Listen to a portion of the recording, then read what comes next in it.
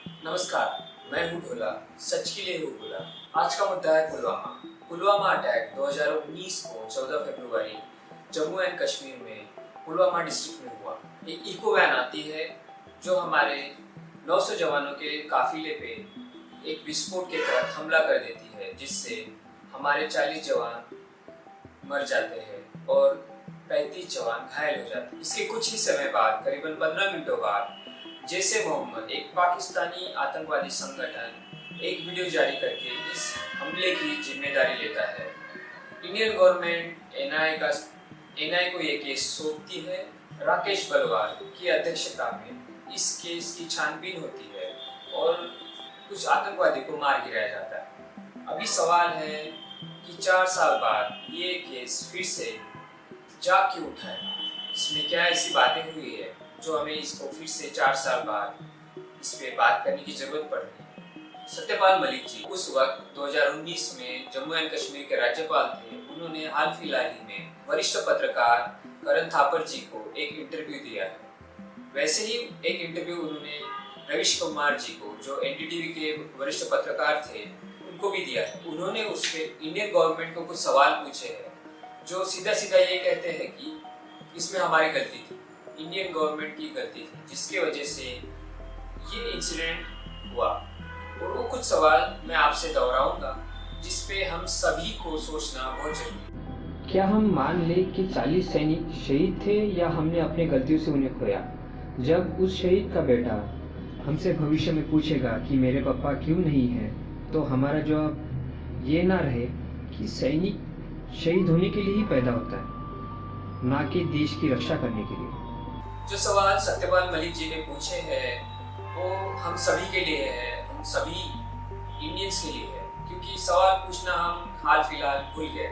हमें नहीं आता है सवाल पूछना, क्योंकि हम लोकतंत्र से कटते जा रहे हैं। हम लोकतंत्र की व्याख्या नहीं कर पा रहे हैं, क्योंकि हमारी जो जिम्मेदारी है वो वोट दे के खत्म नहीं होती। उसे एक जिम्मेदार नागरिक हम तभी कहलाएंगे जब वोट देके उसकी जिम्मेदारी को समझे। हमें सवाल पूछने हैं और सवालों के आंसर भी लेने हैं, उसके जवाब हमें सरकार से पूछना है। पहला सवाल, द फ्रंट लाइन ने इस बात पर रोशनी डाली थी कि 2019 2 जनवरी से 13 फरवरी तक, यानी घटना के एक दिन पहले तक, इंटेलिजेंस ने हमें 11 इनपुट्स दिए थे, जिसमें से एक भी इनपुट्स पर ध्यान नहीं दिया गया, जिसके वजह से इंसिडेंट हुआ।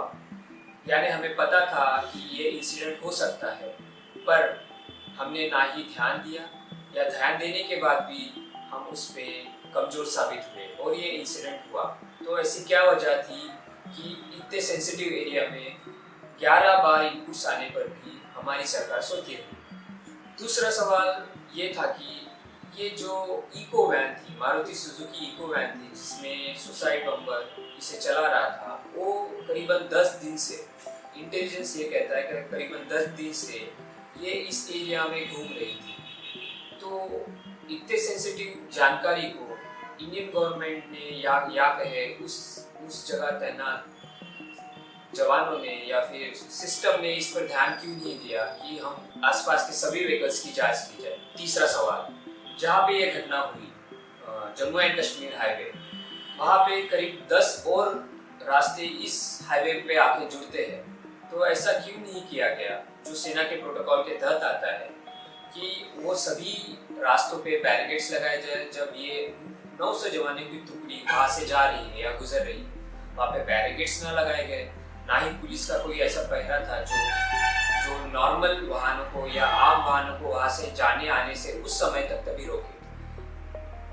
तो ऐसा क्यों नहीं किया गया? चौथा सवाल ये है कि सत्यपाल मलिक जी को, राज्यपाल जी को, कुछ 1 घंटे बाद हमारे पीएम मोदी जी का कॉल आता है, और जब कुछ एक्शन लेने की बात थी तब उन्हें हमारे पीएम मोदी जी बोलते हैं कि आप कोई एक्शन ना लें या फिर इस पे चुप रहे।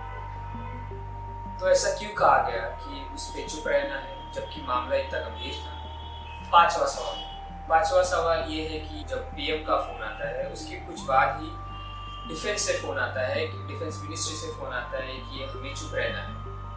तो ये सिस्टम किस तरह काम कर रहा था कि हर इंसान या हर बड़ी सिस्टम सत्यपाल मलिक जी को चुप रहने को कहे। छठवां सवाल बड़ा इंपॉर्टेंट है, इस पर गहराई से सोचना चाहिए। सीआरपीएफ के जवानों ने यहाँ से गुजरने के लिए एरोप्लेन्स की मांग की थी, 5 एरोप्लेन्स की मांग की थी। ये मांग गृह मंत्रालय से की गई थी। तो गृह मंत्रालय ने 5 एरोप्लेन्स क्यों मुहैया नहीं करवाए? क्या ऐसी प्रॉब्लम्स थी कि 5 एरोप्लेन्स नहीं मिल पाए?